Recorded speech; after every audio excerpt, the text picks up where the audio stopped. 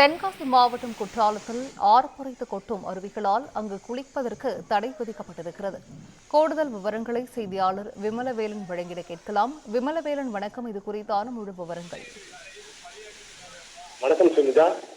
தென்னகத்தின் spa மற்றும் ஏழைகளின் ஊட்டி என்று அழைக்கப்படும் தென்காசி மாவட்டத்தில் அமையப்பட்டிருக்கிற குற்றால அருவிகளோட சீசன்ங்கிறது வருஷம் ஜூன் மற்றும் ஜூலை மாதங்கள்ல களைகட்டு தொடங்கும். அந்த வகையில இந்த வருடத்திற்கான சீசனும் துவங்கியுள்ள நிலையில தென்மேற்கு பருவமழையின் தொடக்கத்தால் தென்காசி மாவட்டம் முழுவதும் அவ்வப்போது சாரல் மழையும் மிதமான மழையுமாக தொடர்ந்து பெய்து வந்தவண்ணம் இருக்கிறது. இந்த நிலையில தென்காசி மாவட்டத்தில் கடந்த ஒரு வார காலமாக மிதமானது முதல் களமழை என மாறி மாறி பெய்து வந்த நிலையில மேற்கு தொடர்ச்சி மலைப்பகுதிகளில் தொடரும் மழையின் காரணமாக நீரோடைகள் மற்றும் நீர் வீழ்ச்சிகளில் உள்ள நீர் வரத்து அதிகரித்துள்ளது. இதனால் குற்றாலம் பகுதியில் உள்ள அனைத்து அருவிகளிலும் வெள்ளப்பெருக்கானது ஏற்பட்டுள்ளது.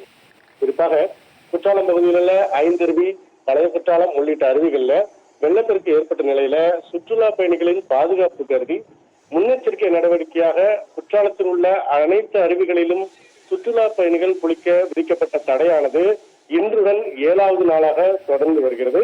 மேலும் நாளை வார விடுமுறை தினம் என்பதாலும் தென்காசி மாவட்ட நிர்வாகம் சார்பில் வருடந்தோறும் நடைபெறும் குற்றால சாரல் திருவிழாவானவும் தற்போது நடைபெற்றும் சூழ்நிலையில நாட்டின் பல்வேறு பகுதிகளிலிருந்து சுற்றுலா பயணிகள் குற்றாலத்துக்கு வருகை தர இருப்பதால் வெறும் கலை நிகழ்ச்சிகளை மட்டுமே கண்டுகளித்து விட்டு சுற்றுலா பயணிகளை குளிக்க முடியாமல் ஏமாற்றத்தோடு திரும்பி செல்ல வேண்டிய சூழ்நிலை ஏற்படுவதாக பொதுமக்கள் குற்றம் கூறுகின்றனர்.